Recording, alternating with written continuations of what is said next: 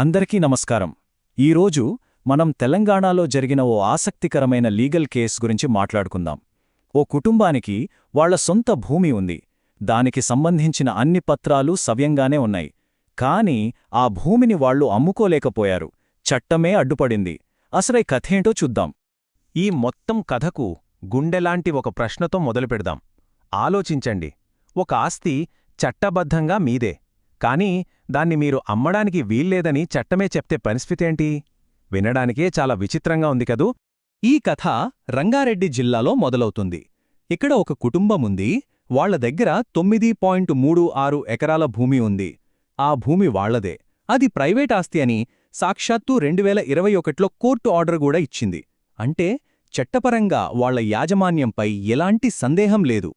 అయితే ఇక్కడే అసలు ట్విస్టొచ్చింది. 2024లో ఆ భూమిని అమ్మడానికి వాళ్లు సేల్ డీడ్తో రిజిస్ట్రార్ ఆఫీస్కి వెళ్లారు. కానీ అధికారులు ఊహించని విధంగా ఆ అమ్మకాన్ని బ్లాక్ చేసేశారు. అంటే వాళ్ల సొంత భూమిని వాళ్లు అమ్ముకోలేని పరిస్థితి. ఇదొక విచిత్రమైన చట్టపరమైన చిక్కుముడి అన్నమాట. మరి అధికారులు ఎందుకు ఆ అమ్మకాన్ని అడ్డుకున్నారు? దీని వెనుకున్న కారణమేంటి? ఈ సమస్యకు మూలం ఒక ప్రత్యేకమైన చట్టంలో ఉంది. అదేంటో ఇప్పుడు చూద్దాం. అదే రిజిస్ట్రేషన్ చట్టంలోని సెక్షన్ 22A. సింపుల్గా చెప్పాలంటే ఇది ప్రభుత్వం మెయింటైన్ చేసే ఒక అమ్మకూడని భూముల జాబితా, ఒక ప్రొహిబిటెడ్ లిస్ట్. ఈ లిస్ట్లో గనక ఒక భూమి ఉంటే దాని రిజిస్ట్రేషన్ చేయడం కుదరదు. మరి ఈ జాబితాలో ఎలాంటి భూములుంటాయి? సాధారణంగా ప్రభుత్వానికి చెందిన భూములు, దేవాలయాలు లేదా మసీదుల వంటి మతపరమైన సంస్థల భూములు, ఇంకా చట్టపరంగా అమ్మకంపై నిషేధమున్న భూములు ఉంటాయి. అంటే దీని ముఖ్య ఉద్దేశం ప్రభుత్వ ప్రజా ఆస్తులను కాపాడటం. నిజానికి కోర్టే ఈ విషయంపై చాలా స్పష్టంగా చెప్పింది. ఈ సెక్షన్ 22A ముఖ్య ఉద్దేశ్యం భూమాఫియా, మోసగాళ్ల చేతుల్లోకి ప్రభుత్వ ప్రైవేట్ ఆస్తులు వెళ్లకుండా కాపాడటమేనని. ఇది సమాజంలో జరిగే ఓ పెద్ద తప్పును అరికట్టే ప్రయత్నం అన్నమాట. సో ఈ చట్టం కారణంగా ఆ కుటుంబం తమ హక్కును నిలబెట్టుకోవడానికి మళ్లీ పోరాటం చేయాల్సి వచ్చింది. ఆఫీసుల చుట్టూ, కోర్టుల చుట్టూ తిరగాల్సిన పరిస్థితి ఏర్పడింది. ఇది వాళ్లకు ఒక పెద్ద సవాల్గా మారింది.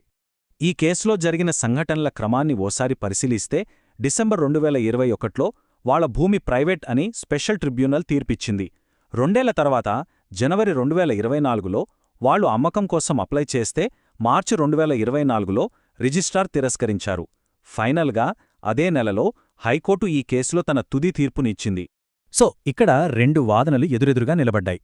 ఒకవైపు రిజిస్ట్రార్, క్షమించండి, ఈ భూమి మా రికార్డుల ప్రకారం సెక్షన్ 22A కింద నిషేధిత జాబితాలో ఉంది, కాబట్టి రిజిస్ట్రేషన్ చేయలేం అంటున్నారు. మరోవైపు ఆ కుటుంబం, అయ్యా, స్పెషల్ ట్రిబ్యునల్ ఇచ్చిన ఫైనల్ ఆర్డర్ మా దగ్గరుంది, ఈ భూమి ప్రైవేట్ అని కోర్టే తేల్చేసింది కదా అని వాళ్ల వాదన వినిపించారు. అంతేకాదు, ఆ జాబితా తయారు చేయడంలో ప్రభుత్వం సరైన పద్ధతులు పాటించలేదని కూడా వాదించారు. చివరికి ఈ కేసు హైకోర్టు ముందుకు వచ్చింది. అప్పుడు హైకోర్టు 2 కీలకమైన పాయింట్ల ఆధారంగా కుటుంబానికి అనుకూలంగా ఒక బలమైన తీర్పిచ్చింది. ఇంతకీ ఆ 2 కారణాలేంటి? మొదటది, 2021లో స్పెషల్ ట్రిబ్యునల్ ఇచ్చిన తీర్పు ఫైనల్. ఆ తర్వాత ప్రభుత్వం దాన్ని ఎక్కడా సవాలు చెయ్యలేదు, కాబట్టి ఆ తీర్పు చెల్లుతుంది. ఇక రెండవ, ఇంకా ముఖ్యమైన విషయం, ఆ భూమిని నిషేధిత జాబితాలో చేర్చడానికి ప్రభుత్వం అధికారికంగా గెజెట్ నోటిఫికేషన్ ఇవ్వలేదు. ఈ విషయాన్ని ప్రభుత్వ న్యాయవాదులే కోర్టులో అంగీకరించారు. అంటే ప్రొసీజర్లో పెద్ద లోపం జరిగిందన్నమాట. ఈ కారణాలన్నింటినీ పరిశీలించిన హైకోర్టు చాలా స్పష్టమైన ఆదేశాలు జారీ చేసింది. వెంటనే ఆ భూమిని నిషేధిత జాబితా నుండి తొలగించాలని కలెక్టర్ను ఆదేశించింది.